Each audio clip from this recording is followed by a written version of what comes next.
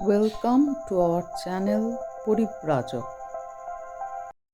আমাদের আজকের গন্তব্য কলকাতা থেকে ছত্তিশগড়ের মনপথ। এই ভিডিওয়ে আমরা দেখব পাহাড়, মালভূমি, জঙ্গল, জলপ্রপাত, প্রকৃতির কিছু খামখেয়ালিপনা এবং আমাদের নিজেদের কিছু ছেলে মানুষই।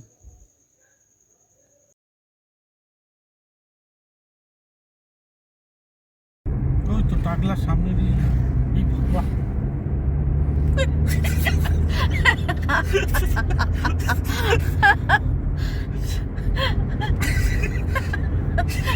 বাবা থাকলে ভালো হতো, চায়ের দোকান।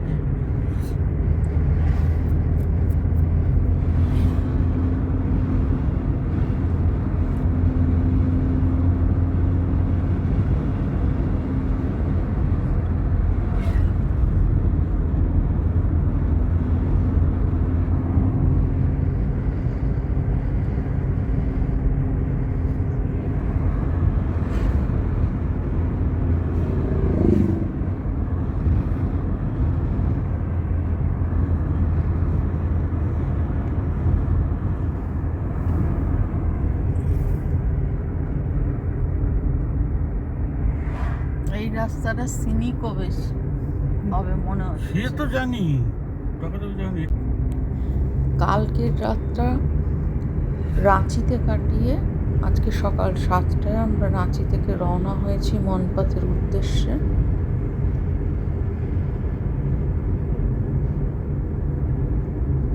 ন্যাশনাল হাইওয়ে 43-তে কনস্ট্রাকশন ওয়ার্ক চলার জন্য আমরা মায়ালি থেকে বাগিচার পথ ধরেছি।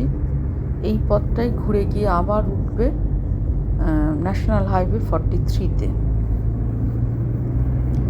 এই অঞ্চলের নাম বাগিচা রাখা ভীষণ রকমভাবে সার্থক। এ যেন সত্যিই স্বর্গোদ্যান।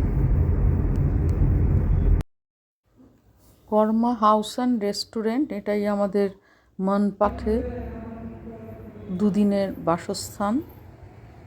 এখানে রুম খুবই নিট অ্যান্ড ক্লিন এবং প্রয়োজনীয় সমস্ত দ্রব্যই আছে। গৃহসজ্জায় তিব্বতী ঘরানার ছাপ, যেহেতু এটা তিব্বতীদের পুনর্বাসস্থান।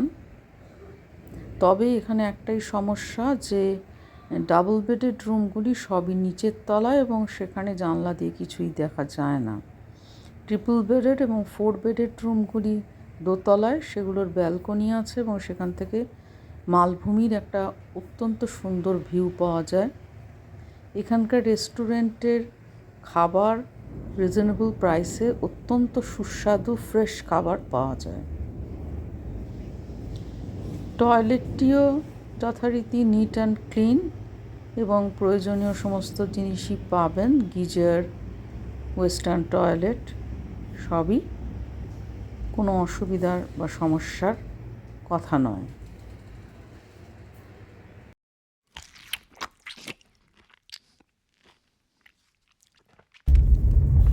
আজকে আমাদের মনপথে সাইট সিইংয়ের প্রথম দিন। প্রথমেই আমরা মনপথ মালভূমির মধ্যে দিয়ে চলেছি ফিশ পয়েন্ট ওয়াটারফলসের দিকে। এখানে ভূপ্রকৃতি একেবারে অন্য ধরনের। যারা নেতারহাট গেছেন তারা হয়তো কিছুটা উপলব্ধি করতে পারবেন। তা আমাদের কাছে ড্রোন না থাকায় এটা ঠিক সঠিক আনন্দ দৃশ্যটা ঠিক সুবিচার করতে পারলাম না। তবে অপূর্ব এবং অভূতপূর্ব একটা অত্যন্ত সুন্দর দৃশ্য সাক্ষী রইলাম আমরা।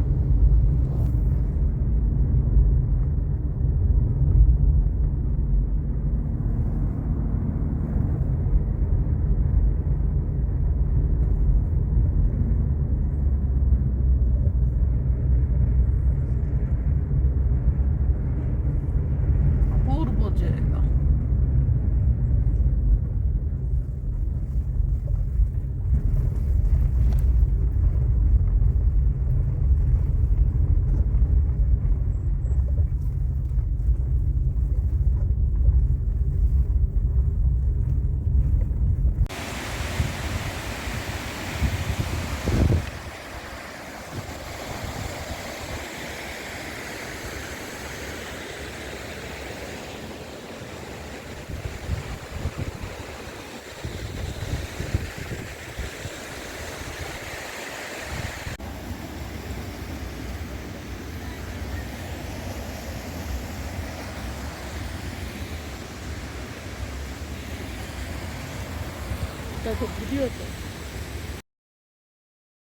ফিশ পয়েন্ট ওয়াটারফলসের পরিবেশ অত্যন্ত সুন্দর।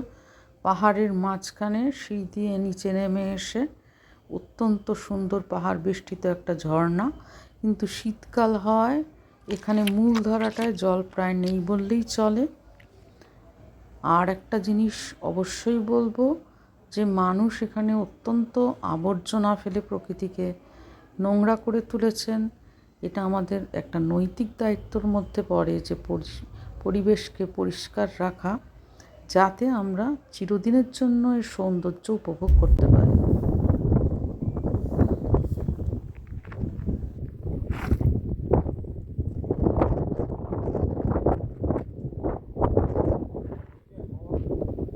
হাওয়া সবসময় প্রবল হাওয়া।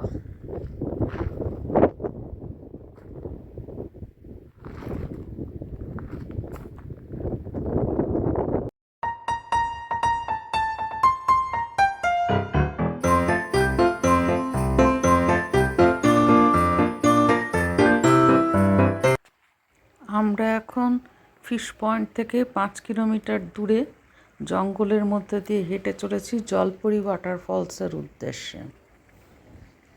পুরো রাস্তাটাই একটা ঝর্ণা আমাদের সঙ্গী হয়েছে, এবং জঙ্গল তো অবশ্যই আছে।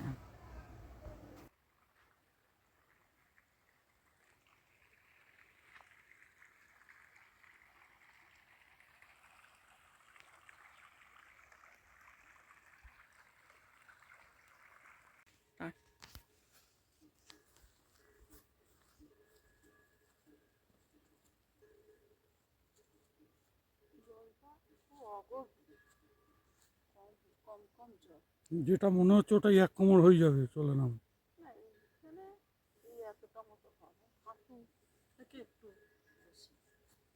তলায় ভুজ করে ঢুকেও যেতে পারিস। পাথরগুলো কি সুন্দর।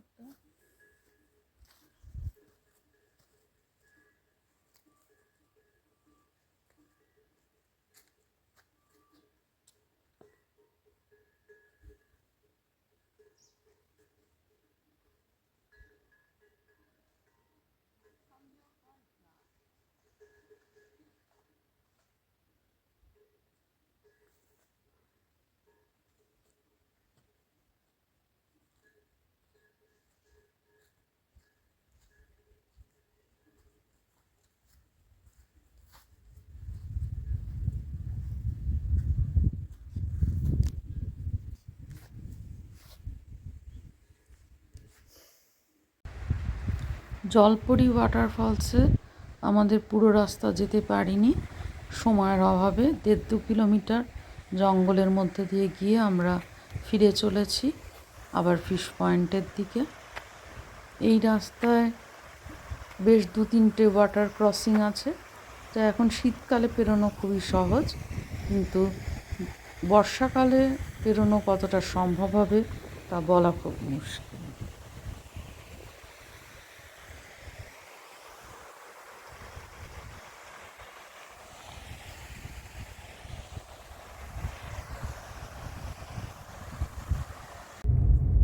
আমাদের পরবর্তী গন্তব্য জলজলি পয়েন্ট। এটা আর কিছুই না, একটা জলাভূমি যার উপরিভাগটা শুকনো, সেজন্য এর উপরে লাফালে মাটিটাও লাফাতে থাকে, অথচ একটা ন্যাচারাল ট্রাম্পোলিন ধরনের। চলুন গিয়ে দেখা যাক কী অভিজ্ঞতা হয়।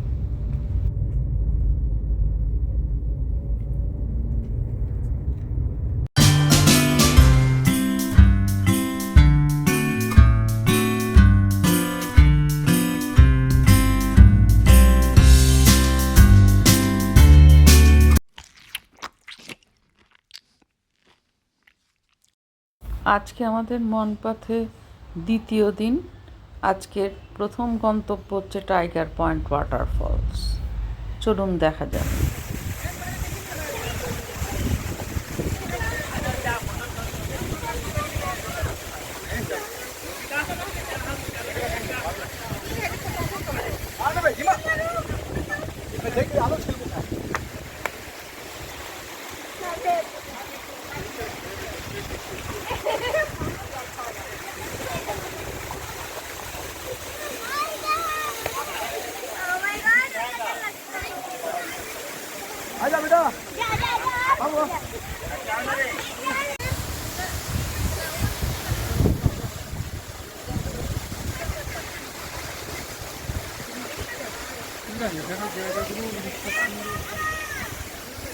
এইখানে দেখা যাচ্ছে জায়গাগুলো সব এরকম গহ্বর গহ্বর টাইপের নিচে।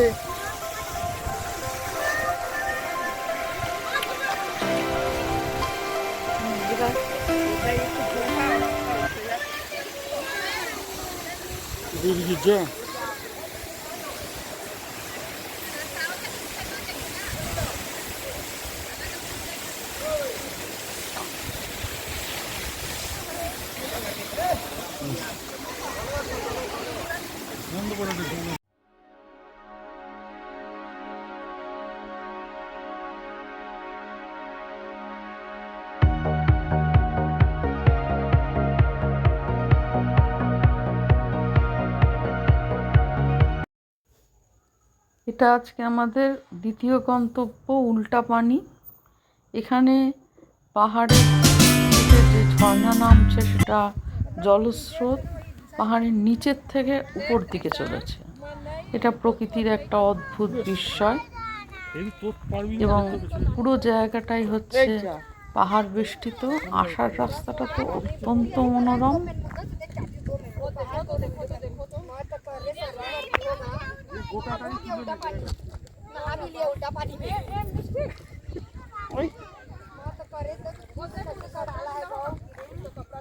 যা আমাদের নৌকাটায় পাতাটা আটকে গেল। বুঝে যায় সত্যি বাবা, দেখলে যেন বিরাট খারাই মনে হচ্ছে না। হ্যাঁ, নৌকোটা বেশ যাচ্ছিল, ওইটা এখানে আটকে গেল।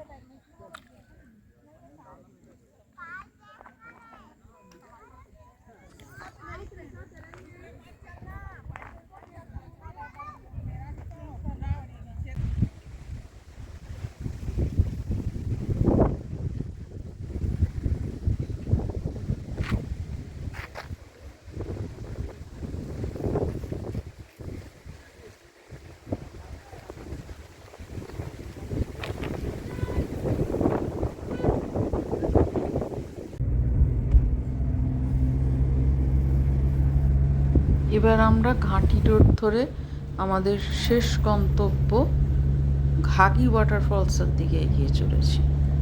এটাই এখানকার সবথেকে ভালো ফলস। দেখা যাক কোন বিস্ময় আমাদের জন্য অপেক্ষা করছে।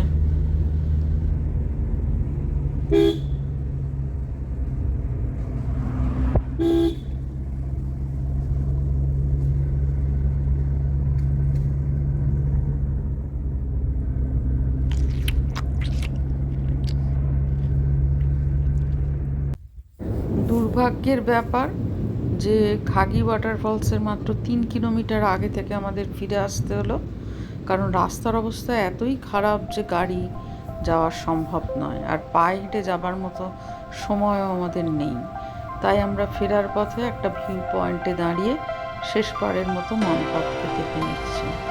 বিদায় মনপথ, আবার হয়তো দেখা হবে। জায়গাটা ধোঁয়া ধোঁয়া।